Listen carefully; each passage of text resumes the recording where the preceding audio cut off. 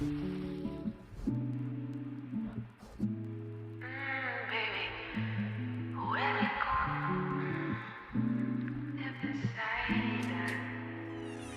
say welcome to the queendom. It's a holy sanctuary, make a blessing on my body, cause I find it necessary in my queendom. I free my femininity, I'll let my body move while I got Shakti reigning over me. The queendom gave birth to all this energy, and in between my thighs I have the universe inside of me, a queendom. I say welcome. And in my queendom, all my walls are made of mirrors. So if you can't see yourself, let your reflection make it clearer. In the queendom, women praising other women, and we're loving on each other like the way we should be living. In the queendom, we don't compare and shame or jealousy. We're busy celebrating the way God created you and me, the queendom. If you feel the call to freedom, you got the keys to claim your crown, and welcome to the queendom. It's a holy sanctuary, make a blessing on my body, cause I find it necessary in my queendom. I free my femininity, I'll let my body move while I got Shakti reigning over me. Give birth to all this energy, and in between my thighs I have a universe inside of me. I say welcome to the queendom. And in my queendom, we are reclaiming what is ours. We can start a revolution when we learn to own our power in the queendom. It's time to stop pretending, people please, and playing weaker, cause your power is transcendent in the queendom. I let God be my direction when I pray. I'm making love to you, trust you are my protection in the queendom. I'm living with an open heart, because the queen knows how to feel the world and turn it into art. Welcome to the queendom. It's a holy sanctuary, make a blessing on my body, cause I find it necessary in my queendom. I free my femininity, I'll let my body move while I got Shakti reigning over me. Give birth to all this energy, and in between my thighs I have a universe inside of me. I say welcome to the queendom. And in my queendom, it's a holy sanctuary, make a blessing on my body, cause I find it necessary in the queendom. I'll free my femininity, I'll let my body move while I got Shakti reigning over me, the queendom. Give birth to all this energy, in between my thighs I have a universe inside of me, a queendom. I say welcome to the queendom.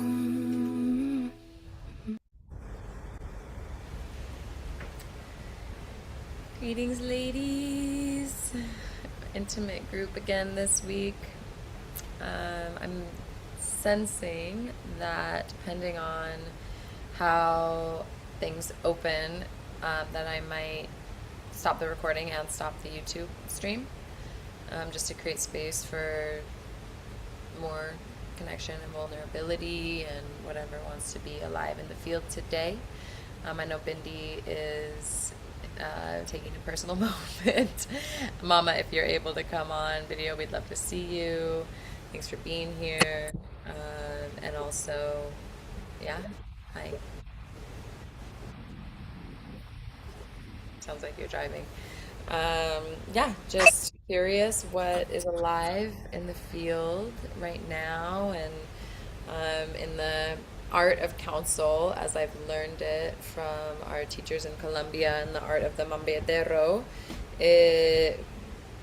The best way for the conversation, the group conversation, to begin is with questions, and with an inquiry, kind of similar to how we do with the divination board, like not necessarily a yes or no question, but rather that open inquiry that can, in this case, be a divination of the community and the wisdom, the hive mind, and the shared intelligence that wants to emerge based on the constellation that we're in here together today. And so with that, I want to just reflect on what we have been speaking to and the depth of last week's council as we dove further into this topic of rites of passage and initiation,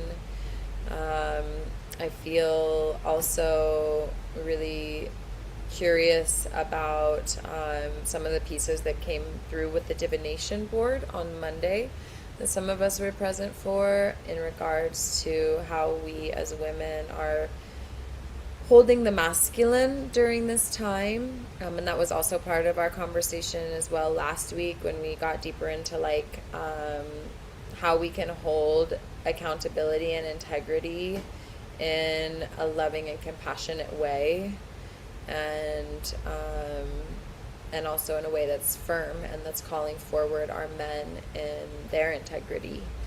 And that was part of what inspired this council initially was the motherless website and seeing all the outrage on men and feeling like, wow, that rage is valid to a degree, but also like how useful is it, and for us to feel the rage and then to put it to use by having these difficult conversations and holding men accountable, even if it's something as maybe seemingly nonchalant as like a joke being made. But if it's an inappropriate joke and it makes us feel a certain way, then what are we doing to like stand up for the reverence that we want to see exercised within sexuality, and to go about it in a way that ultimately yields more connection and more peace and more awareness rather than um, yeah, more separation and conflict. So lots of big themes that have been presenting themselves just between these last couple of weeks of starting this council. But I'm curious for today's dialogue, and based on who's here in the space right now, I'm just curious to know what's alive for us and what wants to be shared. And also just to remind ourselves that at this point, we might call it and stop the recording and stop the YouTube based on where the conversation goes. But just for any naked women in the room, we are live streaming this on YouTube. So just to be aware of that. Yeah, there we go. Wow, that was a quick change if I ever saw one. All right, so with that, opening it up to the intelligence of the group to know what's alive for us as sisters right now, and what wants to be brought into this council today.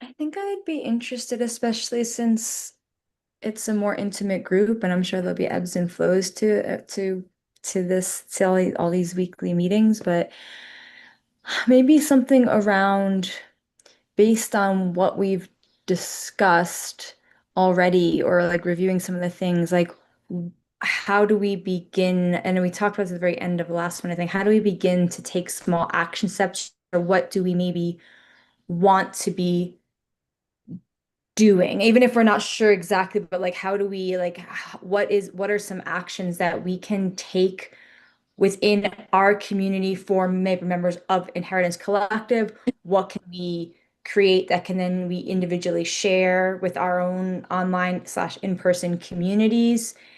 And then on a related, or this might be something we have to do our own like homework and outside, honestly, to be fair, but looking into like what work is already being done in this sphere. Like, are there other organizations or humans who are skilled or like taking action that we can either, if they have free resources, or maybe they want to collab, or we want to learn from them, or like start creating a web, or even just a list of people or organizations that are already taking action that we feel aligned with.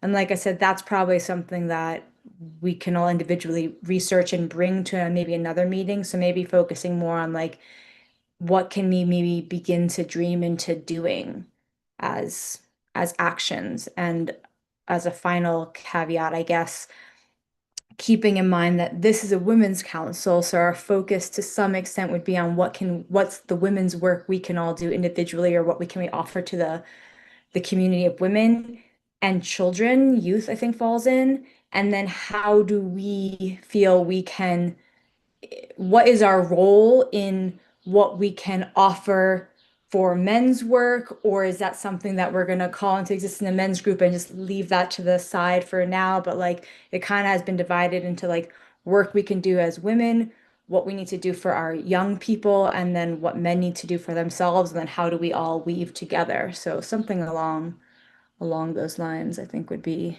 interesting to me. I have spoken.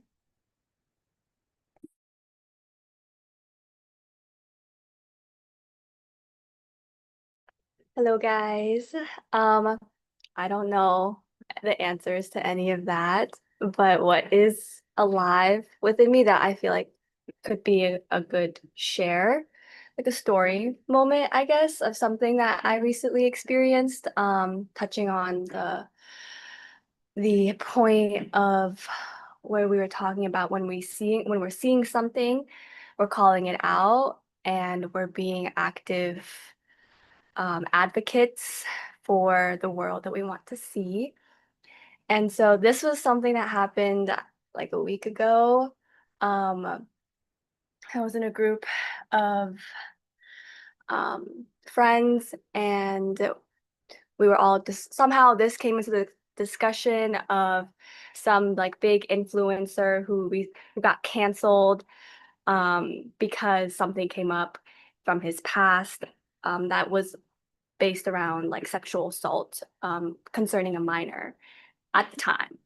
And we were all like, oh yeah, like what was the story behind that? Like what exactly happened? Like why did he get canceled? And then someone else was like, well, I heard that he like raped and gangbanged like a minor with his friend. And I was like, what the heck is going on? I was like, okay. I was like, do you know that? Like, is that true? Is that something that like you can speak confidently on? Or is that just like something that you're just saying, right? And that you're not fully even like sure of the whole situation. And, knowing this person, he didn't have any like negative intentions or anything like that. So then I had a moment where I talked to this person, and I was like, "Did you know any of this? Like, are you familiar with this story?" And the answer was like, "No." And I just lovingly was like reminding that it's really important to not sensationalize things, and that when we speak about things, that we speak about it in a way that we're familiar to a degree, so we're not spreading misinformation, especially when it comes to topics like that, which are so sensitive and just, yeah, there's just so much with those topics that come up. Um, I think that it really touched on, like, it just reminded me, like, when I was even having that conversation about the importance of protecting our sensitivity during these time periods. And I think certain things like just speaking and like just saying these kinds of claims can desensitize us, and just like make it like normal, you know what I mean? And I think that it's definitely not a light topic, and it's definitely real, so we should be real about it when we talk about it, but with consciousness and with mindfulness and with care. So that was a really interesting thing that came up. And when I spoke to him about it, um, obviously that wasn't his intention. And ultimately he like agreed with me and he's like, you're right. Like this shouldn't be like something that we just throw into the conversation, just to throw into the conversation. It should definitely be handled with more care. So yeah, with that being said, it also reminds me of like, I think this was brought up in the first Women's Council, just the topic of media and how it can desensitize us. At least I feel like media can desensitize us, especially with some like TV shows that just like put a scene like right in front of your face and just like watch it. And it's like, whoa, like there's definitely a fine line between like, okay, there's a balance to bringing the awareness and talking about it. But then there's also like the question of, is there a deeper agenda of like why they keep like pushing these things into our face? Like, is this something that we're expected to normalize and like just accept that this is just what happens?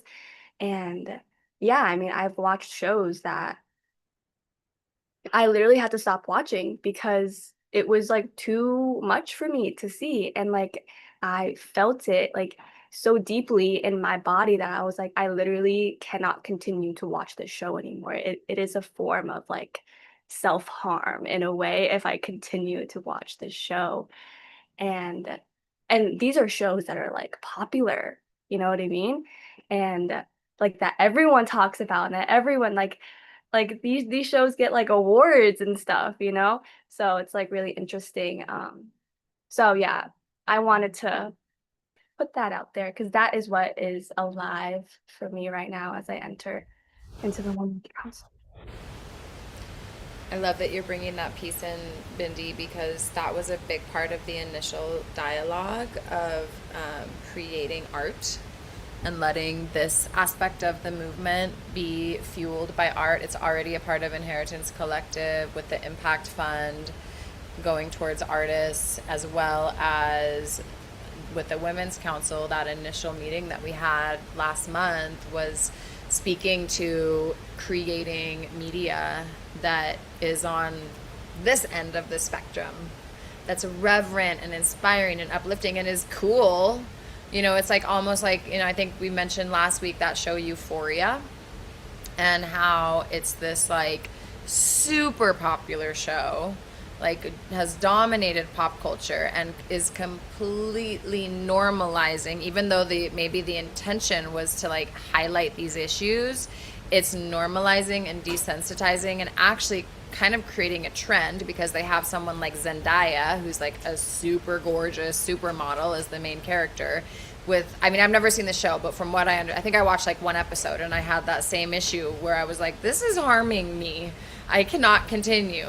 And it's like sex and drugs and all kinds of abuse in a very young age group. It's like high school age children, totally normalizing it. And so I feel like the way that we get to respond to these issues in pop culture is by making art and by creating beauty that has a different message. And that can look like so many different things, and it is happening. But what comes up for me in regards to your question, Elizabeth, as an interesting next step is eternally events. And I'm seeing the possibility right now. We're putting together a pilgrimage to Lago Atitlan for fall equinox. I just got off the phone with Suchi at Ishbalam, and we're gonna take a group of us down to the lake to celebrate the equinox and to make a pilgrimage to the nanas and to sit around the fire with them and to make art. Suchi, who owns the hotel that we're going to be staying, Daniel Suchi, is a Guatemalan man, and he's an amazing media maker. So he's going to be filming it and getting photos, and so we'll have loads of content from our time there. And then that'll only be like probably about 17 of us. Oh my God, it'd be so awesome to have you there, Z. And all the kids are going to be there. Elora's coming, Azani's coming, Ayu and Sabina, Suchi and Anika's kids will be there. So we're going to have babies in tow. And yeah, it's looking like it's going to be Isaac and Ayla, Jamie and Reagan, and me and hopefully Dustin as like the facilitator panel with all the kids. And then we'll have seats for 9 people to come as guests. Oh my God, Isis and Orion, that would be really good. And then we're going to do one giveaway seat for whoever brings 10 people into Inheritance. The first person to bring 10 people into the collective is going to get a free seat. So we're incentivizing things, but that'll be more intimate. But what I'm also considering is like maybe next spring equinox, an event that's more centered around this council work that we're doing. And maybe we bring in a family model. So it's like women, men, children. Maybe we engage Charles Eisenstein for that one.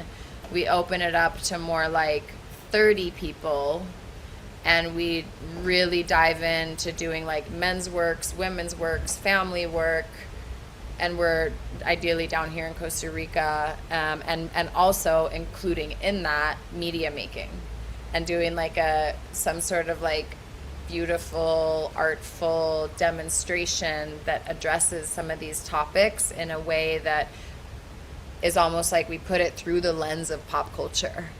You know, like what would we make that's like really epic, and just like even micro content that like pops, but that comes with a message of what we're calling in, you know. So, and then also just the one last piece is Elizabeth and I just had a meeting about starting to put together living, basically like Canva presentations or books that are constantly evolving for sovereignty, stewardship, and these peace councils. So that part of being inside of Inheritance, you can get a public link that's just a Canva doc that we're always adding things to, that's like, here's all the notes from the councils, and here's what you can do in your own time, and here's the topics you can talk about with your children, with your partner, with your family, with your community. And so we're going to start to get into some of that production in this coming month. Yeah, so stoked on that, Elizabeth.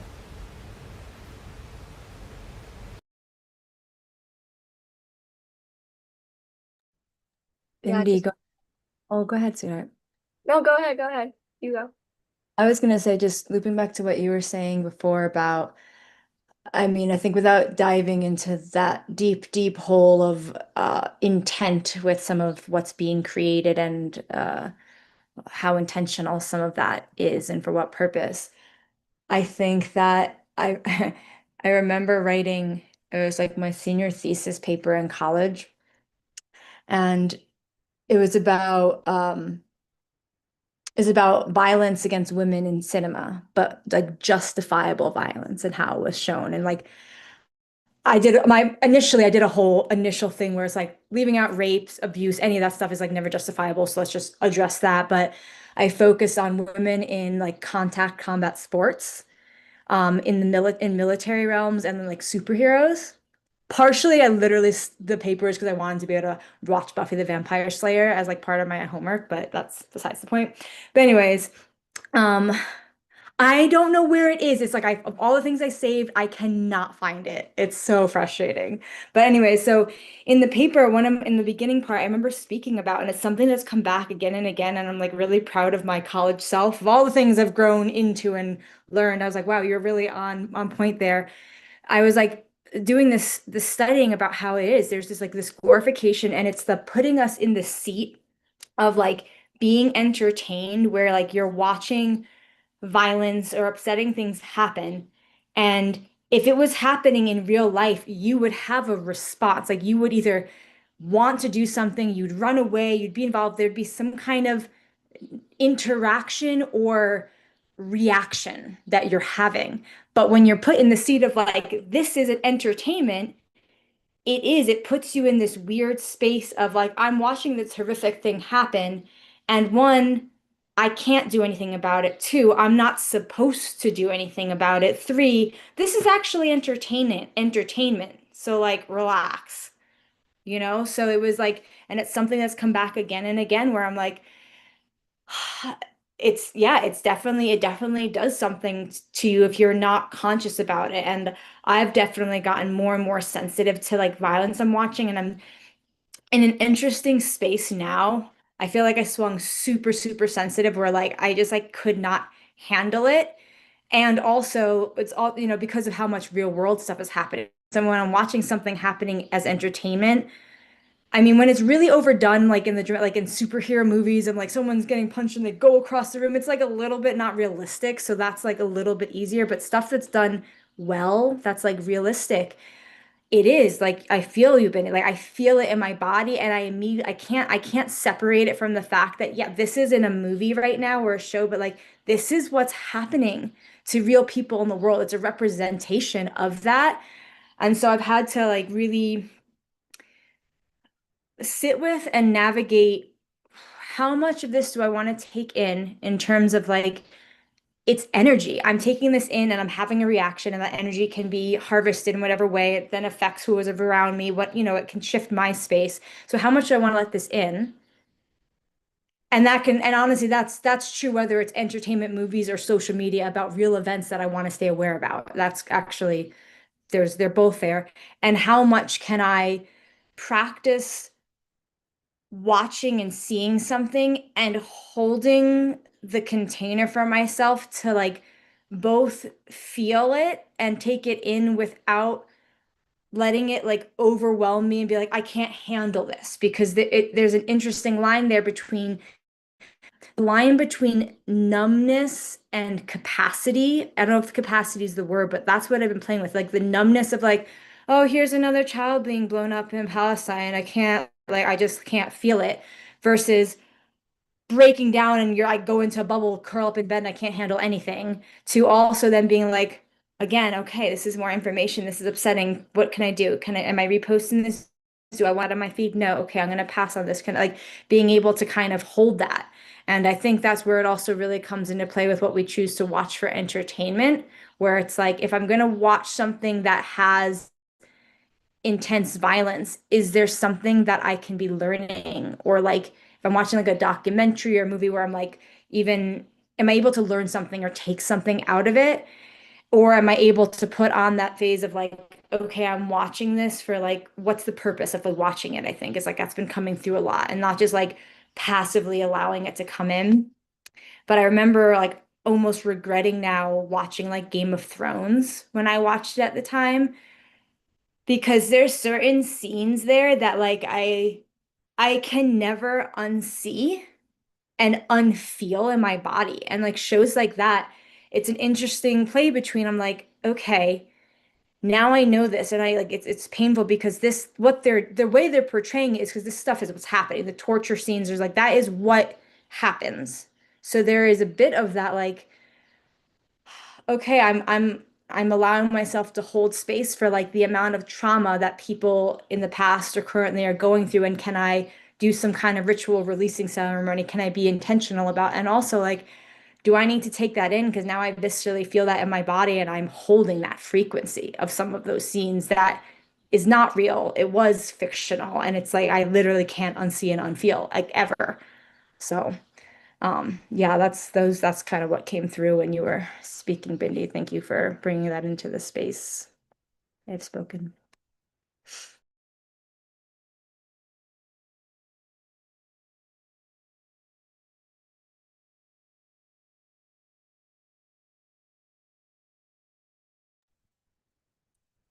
Wow. Thank you for bringing that in.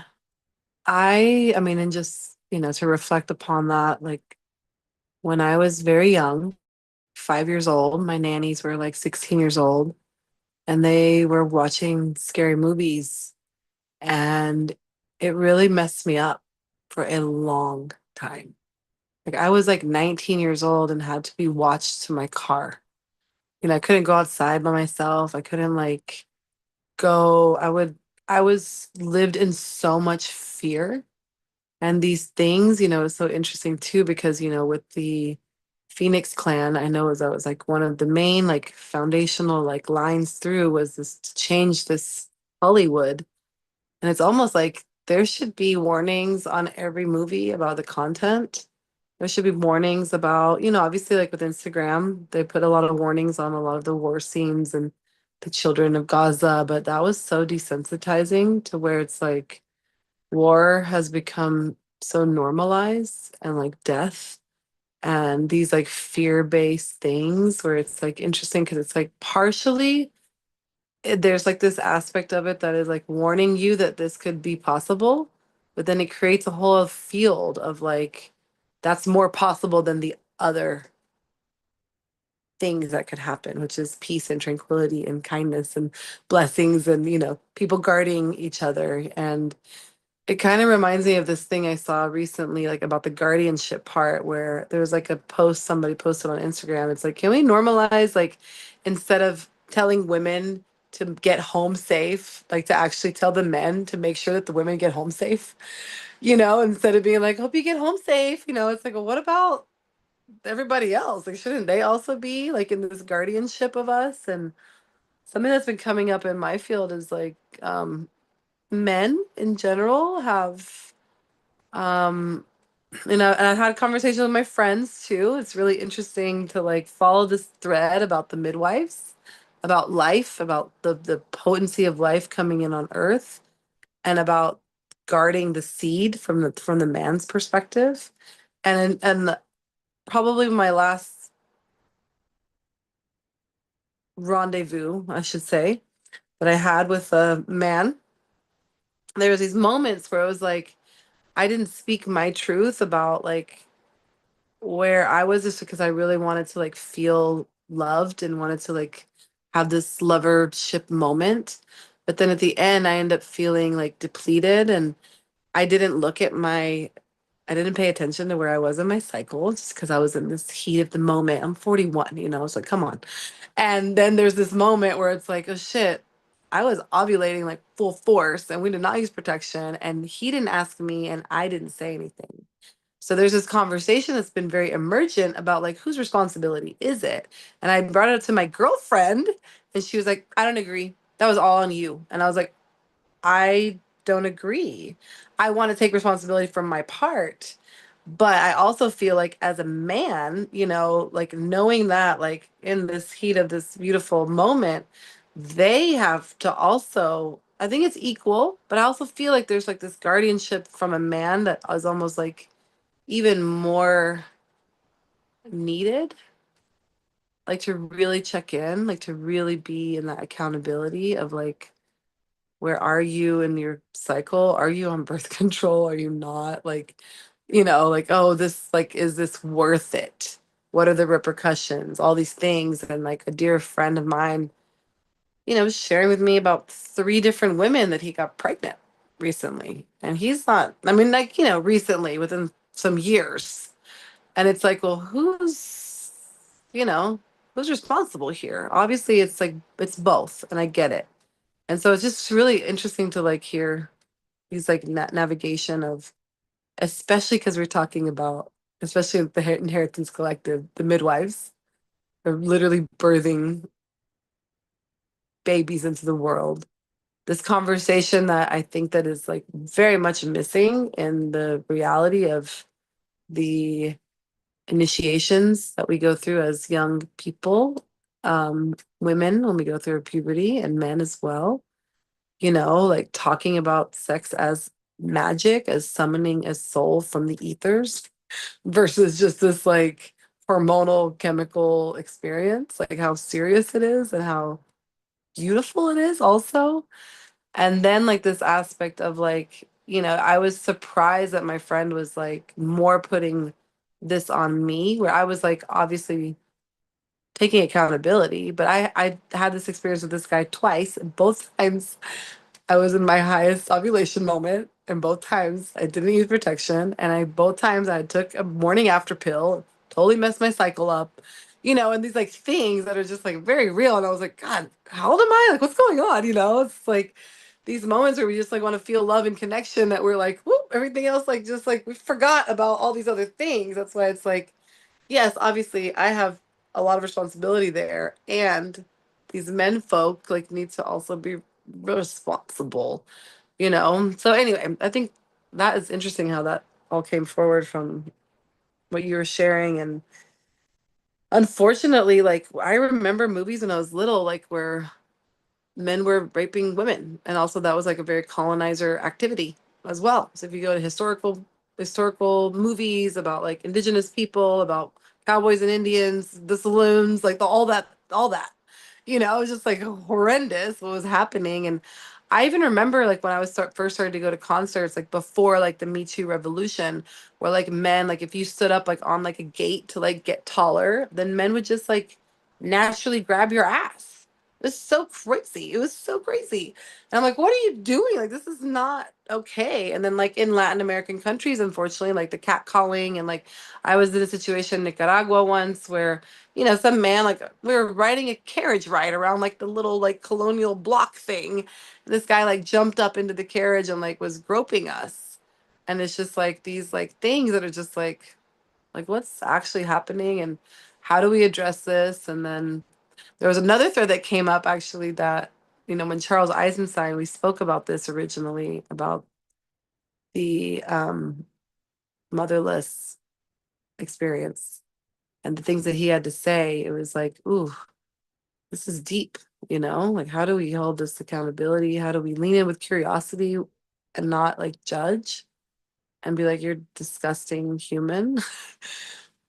And like actually be curious and like to actually provide this healing, and like his whole aspect about like like really not judging but like being more curious, um to like open up the possibility of healing versus closing up, and even with this, couple of guy friends of mine, I'm like, okay, well, as your, female sister relation, you have to check in, like you have to, like, it's your responsibility. You are the seed planter, you know, and even if it's a yes or no, or sometimes also women don't know their cycles, they're not regular.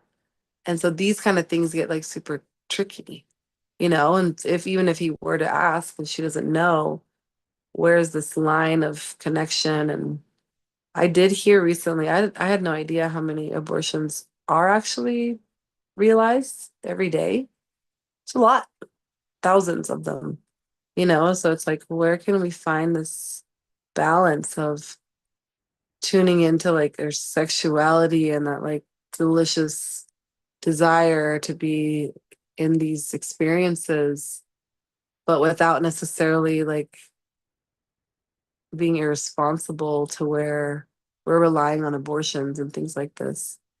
It's very real. I mean, I'm calling myself up right now because I'm like downloading the cycle tracker because I've used the apps before. And just recently my cycle shifted. And I'm such an advocate of women knowing our cycle as a form of either conscious conception or conscious birth control, or just knowing ourselves and being in touch with our rhythms. And right now it's like a little bit less of a thing because I'm not having sex, but like when I am, I need to know I don't have my IUD anymore, and I want to be on top of that. And I feel like this is a huge piece of like, and also not just training our women, but training our men to know our women's cycles. And I think there's even like some apps that you can like share it with a partner and they know what you're on. And obviously, if it's a lover, that's a different circumstance. But I think it's a huge piece of, if we're talking about cultural change, really encouraging our young women from the onset of their moon and even before to just normalize cycle tracking and knowing that science of like, I mean, I think, what is it, you're ovulating 10 days after is it day 10 through 15 is your ovulation window, más o menos, depends on. Yeah, it varies a bit per women, but it's about that. But then like you have your actual like fertile, like your ovulatory window is only like a few days. But like you're technically in that ovulatory phase for like what that amount, like whatever that amount of time is, but it's only really a few days that you're in that space. But it also depends on like for Because the men. sperm can live, right? Like Yeah. on either side of. Right. If your window's slightly longer and the man's sperm is really strong and lives a little longer, so leave that window an extra day or so on either side is like, that's why you like give it a week. For sure. And what is it, like the official supposed like day of when your ovulation moment happens is 10 days after the first day of your period? It's like day 10, is that?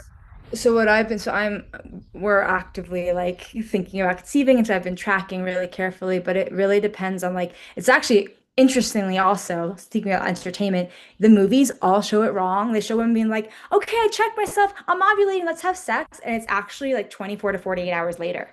So when you get the test saying that like you're, I don't remember that what it is, but like you're the what is it called? Whatever it is high, that it's high now, it actually means you'll be ovulating like 24 or so hours later, which totally messes things up in the movies because they don't do that. They're like, okay, I'm ovulating, let's go. I'm like, no, you're not. You'd have to wait till tomorrow, which is interesting. Star Tracker. I just downloaded Star Tracker. Zahra, you like that one? Actually, it's called Stardust. My bad. Stardust. Yeah, yeah, I Stardust. like that name, Stardust. Maybe I'll Yeah, it's switch. cool. It's cosmic. Yeah. It's actually really interesting also. We were talking about the responsibility of men and women, and I think again, like I could almost like feel multiple people like the resistance to things where it's like, no, it's your fault, no, it's your fault, and it's your responsibility. And again, it's that like moving away from like the pointing fingers and sides and being like, how can we both call each other ourselves forward and each other up and like not immediately spiking into like blaming. But what also came up when you're talking about men stepping forward and holding the container, and I think that's part of the reason, it's one of the things that differentiates my beloved from like anyone else I've been with. It's like when we first connected, like I was unsure and I was like, we decided like we were just going to kiss.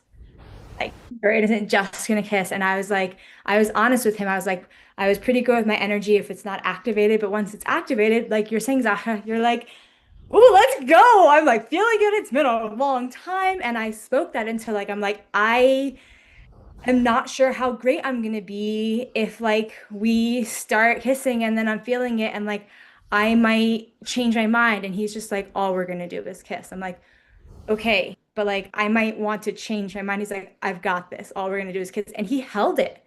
Like the second time we were intimate, like I had to like convince him to like do a little bit more, and it was like really hot because it was like it was like it was sexy, but it was beyond that, the level of, and I didn't realize it, but the level of deep safety and like the fact that he's like, I'm holding this container for us. And it's not like, oh, if you make certain sounds and you look like you're enjoying it, it means you want more. So I could express how I was feeling and be surrendered and be in it and not have to play that game of like, I have to be the one to say no or stop, or I have to be the one to like not seem like I'm really into it, to not give the wrong signals that I want to go further, or now I'm convincing I do want to go further. And I like was like, okay, but like and he was just like, no. And he like really held it. And it was really powerful to have the man hold that container for me. And like we waited and we like created a ritual around the first time we were going to be intimate on a deeper level. And it did shift things. And like I don't know exactly where that plays in because I've done my like, are you going to do that every time you do like a casual one night stand? But like then that brings in a whole nother conversation around one night stands, which we can dive into. And like I've gone through a huge shift from like monogamy to polyamory to like men to women to one night stands to like waiting and like making like a sex magic ritual before we're intimate. So like there's been these huge ranges, and I think there just needs to be more awareness and transparency about all the, this is not the wording I want to use, but all the like pros and cons of each of those avenues, and then being able to consciously choose that together. So if it is going to be like you're in the heat of the moment and it's more of like a one night or a quicksand, like how can we make that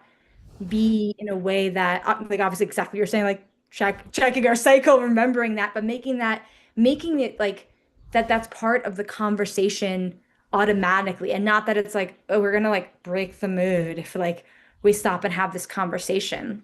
And I remember when I was living in community in Nicaragua actually with this group, and we did a we were doing, it was like a sensual play party. So it was like everyone stayed with clothes on, but there was like an exploration there, but you were not allowed to join unless you did the workshop, which was about like boundaries and consent. And it was a really cool exercise where you had an inner circle and an outer circle and you face each other and then you move around. And the first exercise was whatever the person asked you, you had to say yes to. And it could be like, hey, can I boop you on the nose? To, hey, can I smile at you? Like, hey, can I pull your hair? Hey, can I smack you across the face? They weren't necessarily doing these things, but you're having to say yes to every, no matter what, you have to say yes. And then you switch and you have to say no. So it's like, hey, can I punch you in the face? No. Hey, can I gift you $1 million? No. And like the whole exercise was to feel, what does an actual yes feel like in your body versus, can I punch you in the face? And you have to say yes. Yes, like it feels different. And the same thing for the no. So that was like one of the exercises that I found really powerful in terms of like, do you know what yeses and nos feel like in your body? And then the other question, which was really useful that these are the two ones that I've carried through was, I call it BDFM because it sounds like BDSM, but it's like you're talking about like what are your boundaries? What are your fears? Boundaries, desires, fears, and meaning. And like you can add on to that, but like before you're intimate, having this conversation about like, what are your desires right now? What are your boundaries? Are there any fears that I should be aware of? Which that maybe that can come in and out depending on how maybe if it's someone you really know or not. And then what's the meaning? Like, what does this mean? Like if we're intimate together. And like I think if that was made more like built into what we do, normalize that. Be huge. Right?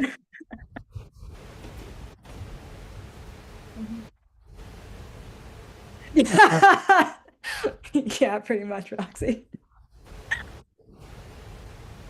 Yeah, it's interesting because in the poly culture, even though I'm not necessarily like in that world, I've been to a lot of workshops, I have a lot of friends.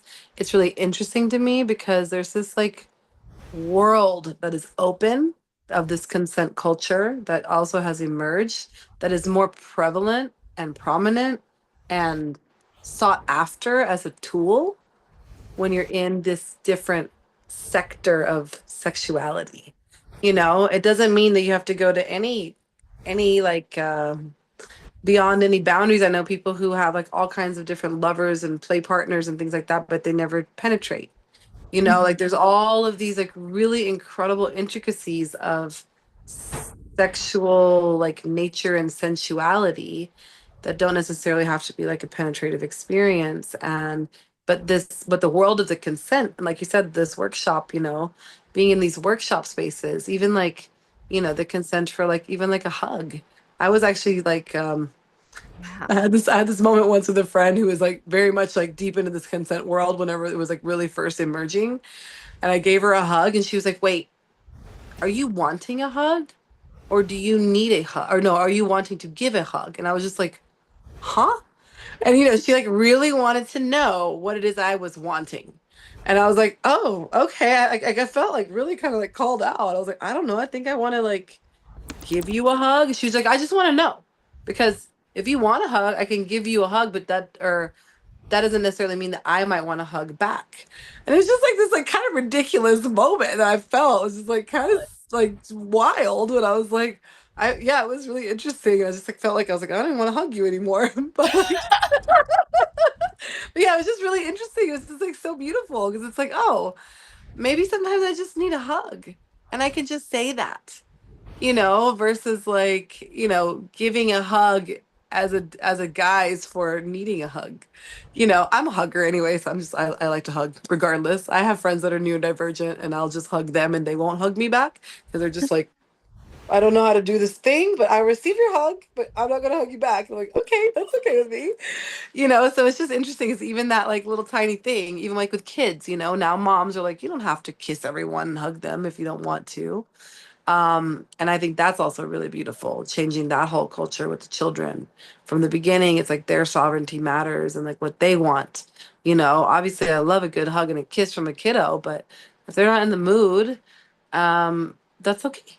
you know, like that's totally fine. And just being able to be okay with where everyone's at in any moment. You know, some people aren't touchy feely. And so I've had to learn myself to be like, can I put my hand on your back?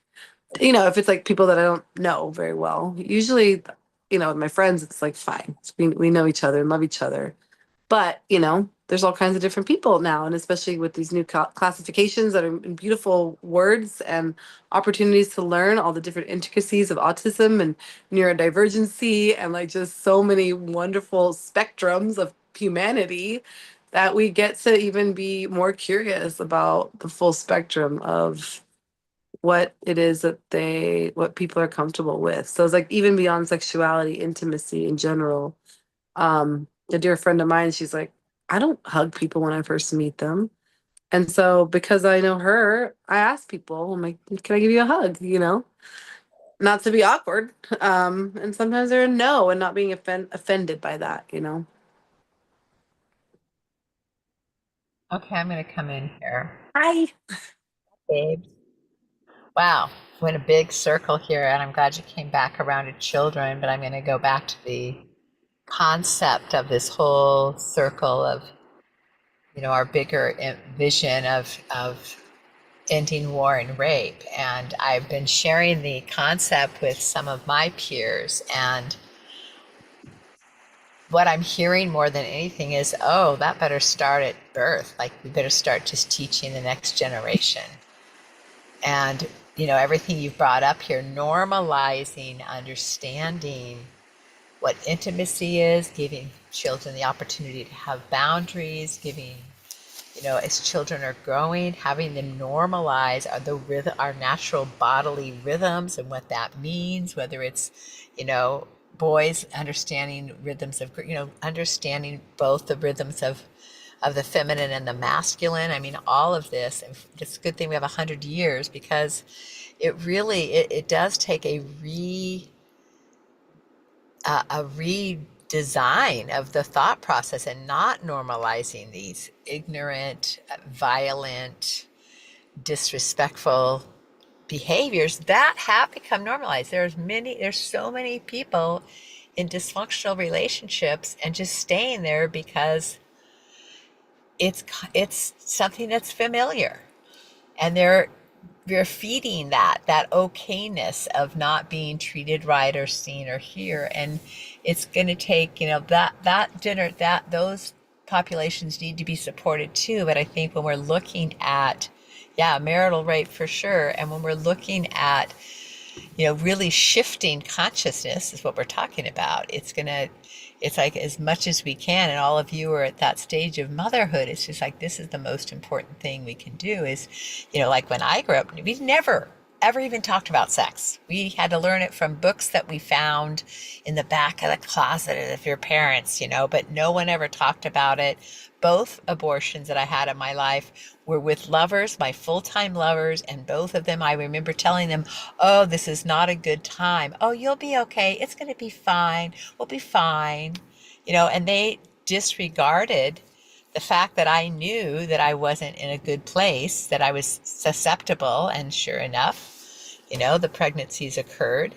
And, you know, that whole nonchalance around the fact, and I love what you said, Sarah, like the fact that this is a very sacred union. And yes, you can do a lot of other things sensually and sexually without going as far as doing the penetration that creates a third soul. I mean, really thinking about that aspect. There's plenty you can do just to have fun if you want sex to be recreational, but without bringing in that step that makes that two become three.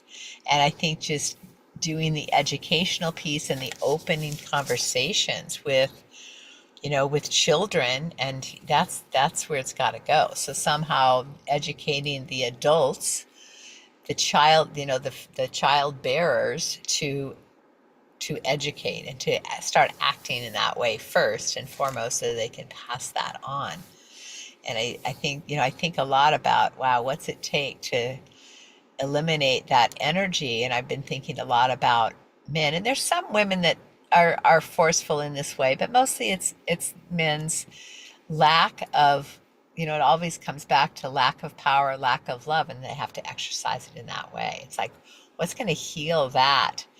And now it's really hard because the feminine's coming into such a strength that it's kind of deep. Men don't know what to do with it. So it's really a tricky time right now to hold up the masculine in a way that's a new way of being, instead of power over, but to be empowered, instead of having power over another, which has been the patriarchy model for so long. And when I think about what's the bottom, like what's creating this drive for war and rape, and it's just that insecurity and that fear that's driving, to me, that's what I see driving those actions, and those,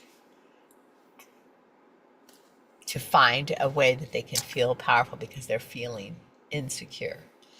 And so how do we, you know, that's what we need to get to. And it's tricky to go into a generation that's already so programmed.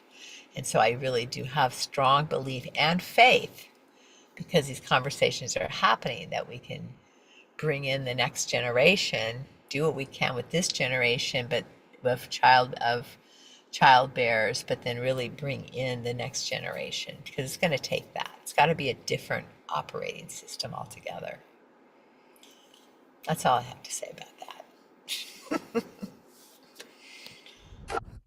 Yeah, that's completely it. I mean, hearing each one of you talk, I was feeling like, oh wow, exactly what you're saying, Mom. Like, this is a cultural shift. We know that. We've known that since day one. And it came through really strong in the divination board also on Monday night, of like, we need to recognize that we are bridges, and that most likely, unless we live to be 130, you know, like, we're starting the prayer right now, but most likely the results of what we're putting in motion right now, we will not experience in our lifetime. And to be okay with that, to accept Grandpa doing his exercises in the background, to be okay with the fact that what we're setting in motion, we're not going to get to experience the fruits of. And we're going to have to deal with holding a position that might be uncomfortable at times, especially in relation to men, because we are at that pivot point of, we're talking about sex now, we're creating boundaries, we're having consent conversations. And what the board was saying was that the male species is actually a victim to the patriarchy, and that there's this deep existential wound that has left them in an identity crisis, that it can be a pain in the ass for us as women to need to show up to support the men when we're like pissed at the men because they're the ones that are in general the perpetrators. But at the same time, it's our responsibility to realize, and this is what Charles has said, like, do we want to be right, or do we want to create effective change? And so what the board said that I thought like was my favorite line of the whole reading was that we need to bring water to the warriors, and that the approach is to like welcome our men, whether it's our friends, our brothers, our lovers, our fathers, our sons, like welcome them back from this metaphorical battleground that they've been in just merely by existing within the patriarchy, and to be a source of nourishment that still has boundaries, talks about our cycle, and that actually, and then it also touched on like that part of the way that we can approach holding this line is from a spirit of generosity, and being like, I'm going to be so generous with you that I'm going to tell you where I'm at in my cycle and what I'm available for tonight. And to like actually let it be a way that we're like living as expressions of the goddess and educating our lovers and our brothers and our sons, that it's like we're generously sharing that X, Y, and Z is what we're available for and what we're okay with and what we're calling forward. And in that way, like summoning them to their stations. You know, and then it's like also we're dismantling like shaming them and blaming them and making it wrong, and like we are having to take responsibility, but we're doing it in a way that also like calls them forward.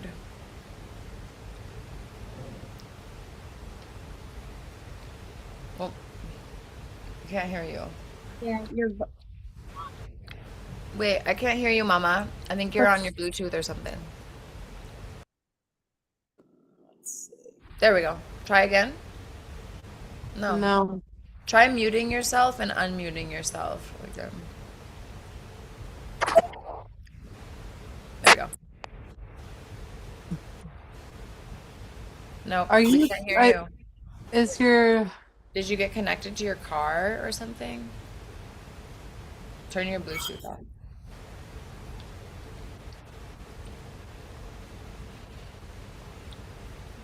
Nada.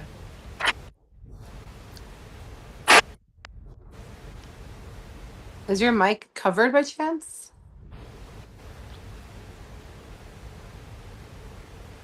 Plug your phone in, maybe.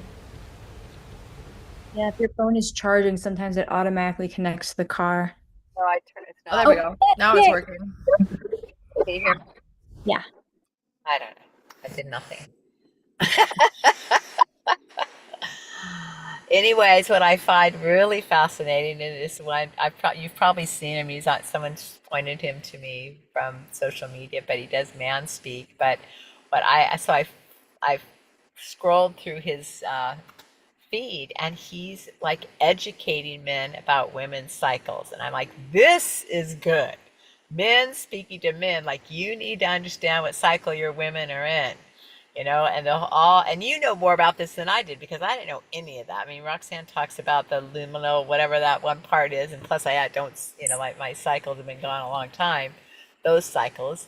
But believe me, I'm cycling in other ways. But I think that that was really gave me hope. Like, okay, men need to make this part of their own easy conversation, like a normal thing, like, oh, make sure, because that's the taking responsibility, like Zara was saying, like taking the responsibility for understanding the cycles of their lovers or their partners, or just women in general, because they'll understand women more if they understand that there's 4 cycles throughout the month.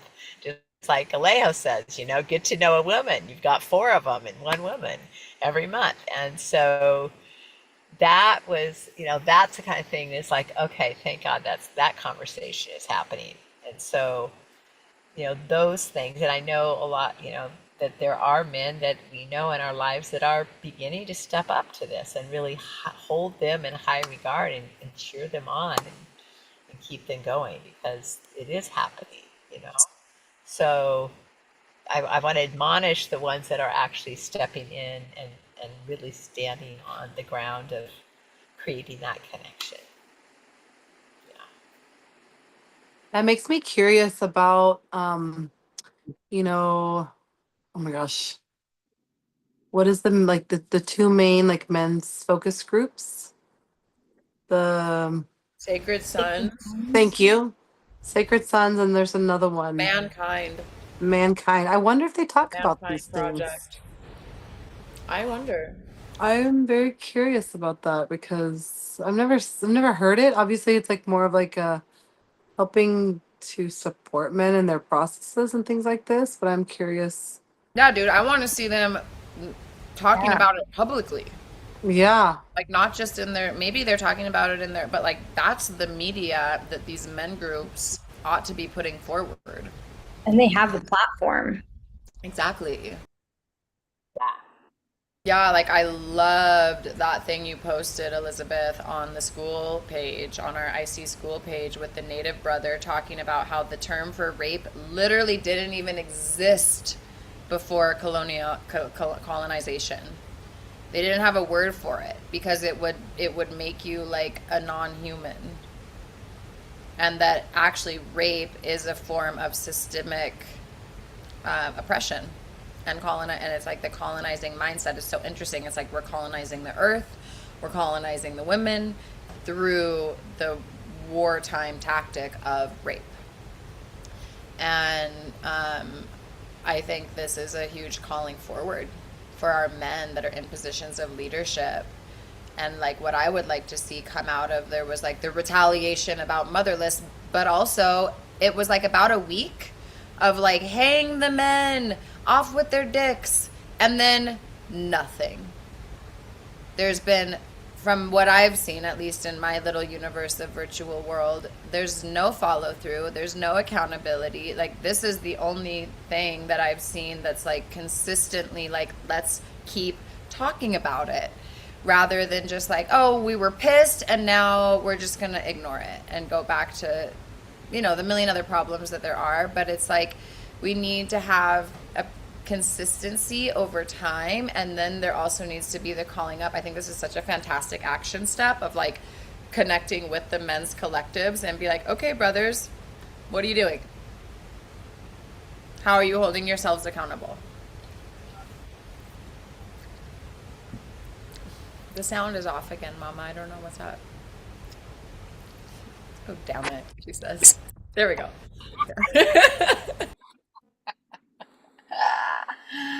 So, can you hear me? Okay. Yeah. I have a friend visiting this Saturday who's very involved with mankind and a leader. I'm going to definitely have that conversation. Yeah. Carmela's coming. Yeah, please report back. I'm curious to hear. So thank you. And that's like, yes, I can do something specific, which is what I love that you brought in, Elizabeth. Like action steps is what moves the needle forward, right? And then all these little things you're bringing in, like, I mean, Bindi, this whole conversation kind of like evolved from just like this story time, which one, as a side note, talk about the power of story time, even though it wasn't quite like an artful story, as you might tell, like story time around the fire, but it is a story and look what it like births. But also all the little things we're trying out in our lives can then be feedback that brings back of like, wow, I had this conversation, I used this language, or we did this, wow, this didn't go well. And then we can use that to create resources or suggestions for people to use that we have tried on like smaller individual scales. So that feels important. And then the two other things that have come through, I'm just going to place this here. It's in my notes, but partially just so it's also in the recording as like something to come back to. But discussion of the kink world, I think, can be brought in because we talked last week and we're talking now about shame and sexuality and the toxic side and consent in the kink world. If you're doing it appropriately, like how you're supposed to be, it's like because consent is huge, and like exploring the like darker edges is embraced and not shamed, and there's outlets allowed. So I think there's obviously healthy and unhealthy aspects to that world, and I have not gone deep enough into some of the areas that, if I'm being completely honest, like I still think are like ones where it's like, I want you to pee on me or like shit on me. I'm like, I can't get into it. But like, I also am trying to not be like, if that's your thing, be open to it. But there's certain things that I'm like, where is the kink world a space where we allow this like shameful stuff to be played out in a healthy way? And where is it like, you want me to dress up as a little girl? Like, is that healthy now because you're doing it with an adult in a consensual space? Or is that still fucked up because why are we playing around with sexual activity with children, with someone who looks like a child? You know, there's a conversation to have there that I think I'm going to put here and maybe we come back to. I'm just looking at the time. And then the other thing I'll drop in here and see where we want to round this out and see if anyone else wants to bring their voice in, is I had this come through when I was rereading part of Womb Awakening and the womb space and returning to the darkness.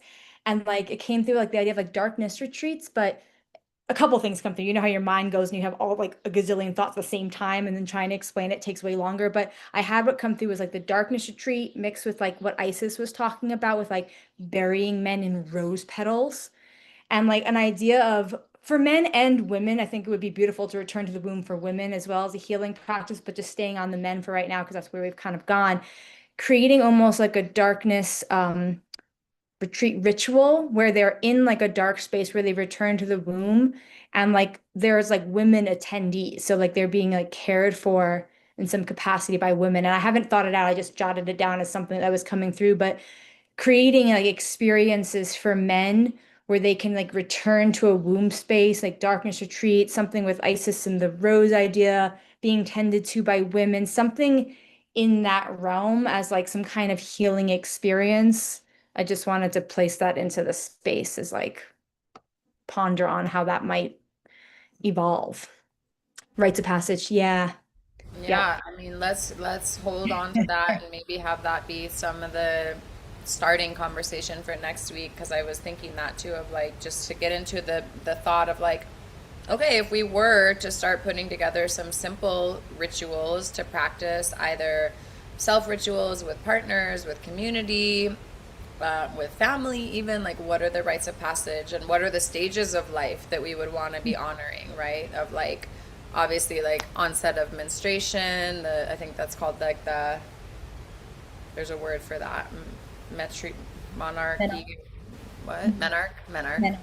Yeah, the menarche, then like the menopause, and then the time in between, that's like conception, birth, miscarriage, death. Like, what are all the chapters in life that we want to bring in ritual? And then also just things like what the also came in the divination reading of this, like a water blessing for the men, or this like womb temple experience for the men. So there's like rites of passage rituals, and then there's also just like experiential spaces that can be created. And I think the divination board could also be super helpful with this. Sandra has the stage. She goes through those stages in her presentation, so we can look at that for women. That's right. Yeah, that'd be perfect. Pull up the slideshow. I think Awesome, ladies. something on the other side of that is that, because men are solar and women are lunar, for me, it would actually be interesting to learn about the man's daily cycle that I don't know about, like actually like tuning into how we could take care of them better, because their testosterone and their whatever dips all in one day. So they're all like 4 different people in one day, versus us being 4 different people in a month. Like, what does that look like on that side to be in this attunement, to be able to tune in with them and ebb and flow. And then like, how does that work whenever we're in the luteal or we're in the whatever? And just really, because we are interdependent. Like, how does that look? And like, how can we begin to educate ourselves about their experience too? I think is really profound too. I feel like there was another thread. Where was the thread? I lost the thread. Maybe I'll catch it again. Shucks. I lost it. It'll come back to me. But yeah, there's just like attunement of like understanding men also, as much as I would like them to understand us and take care of us. Like, how do we take care of them better? On that side. And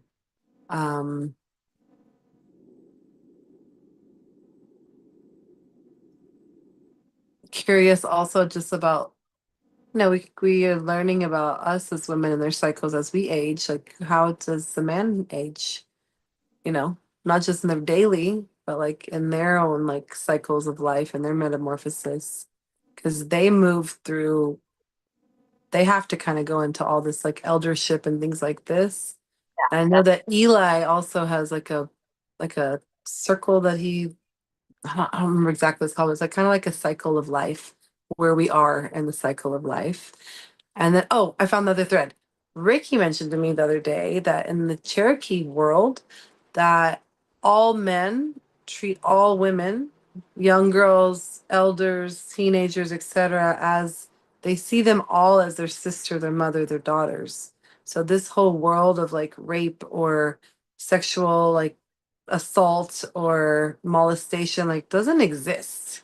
It's like kind of learning more about like this world. I want to learn more about that too. And that's the one. It's like, everyone's your daughter, everyone's your sister, everyone's your wife, or not wife, but your mother. That would be tricky. But yeah, and so it's just like that value of how to be respectful. Like it doesn't allow that to enter the brain field. So everyone is always protecting the women, So I caught the thread. Yeah, I just wanted to quickly add in like what is going on through my mind right now. It's such a wonderful conversation. But when we're speaking about men and calling men forward, like yes, absolutely 100%. And then I'm thinking about like, because this is what I'm navigating in my life right now, is like, how do I get to know my inner man? Like, how is my inner man showing up for my inner woman, and then placing her in situations that is safe for her to be in. And, like that warrior who is here to protect this preciousness, this creative goddess that is this feminine aspect of me. And so, yeah, it's interesting. I'm curious, like, what kind of like rites of passages that women can go through as well to like initiate their own inner masculine to come forward, because I just feel like when the woman's inner masculine is like strong, that's when like the men are like, okay, I gotta meet her there, or else like I don't have the keys to the queendom. Like I can't enter into the queendom. Um, and that's like where everybody wants to be, I feel like, the matriarchy, where things are just beautiful. Um, but yeah, yeah. That's what I'm like. This is like literally what I'm personally going through, is like and I love what you said about that exercise with the yeses and the nos, Elizabeth, because that's been like a huge thing for me, is like, what does my yes feel like? What does my no feel like? When am I like people pleasing and then saying yes? And then when is my no sometimes like too harsh? And like there can be that space for like a loving thing. Like last night, my sister like knocked on my door and I was like getting ready for bed, about to pull a card. And she was like, "Can I tell you something?" And I was like, "No, I'm busy." And then I like sensed that like she needed me. And then so I was like, okay, I like sat with that for a second. I was like, dang, I was definitely a little bit harsh there. So I was like, and then I like went back out and I was like, what's up? And then turns out she like really needed my support because she went through like this thing with my mom and she's a preteen. So like her hormones are like just raging all over the place. And then my mom with, her being like an immigrant and just like not fully understanding the culture, there was just like a thing happening there. So I was just like noticing, okay, sometimes my nose can be like harsh too. And like there can be more space for love to be there. And then sometimes my yeses aren't actually like full fuck yeses. And if it's not a full fuck yes, then it's definitely no. So then I'm just like playing with this balance. So yeah, I've spoken. Beautiful. Yeah, it's such a dynamic dance, that one. I feel like that's a good place to land us for today.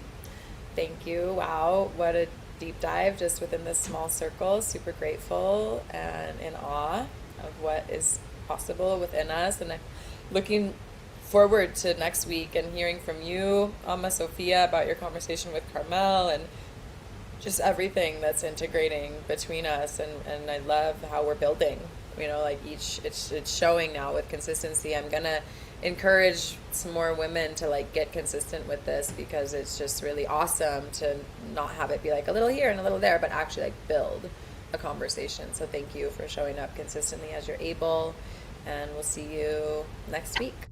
Much love, ladies.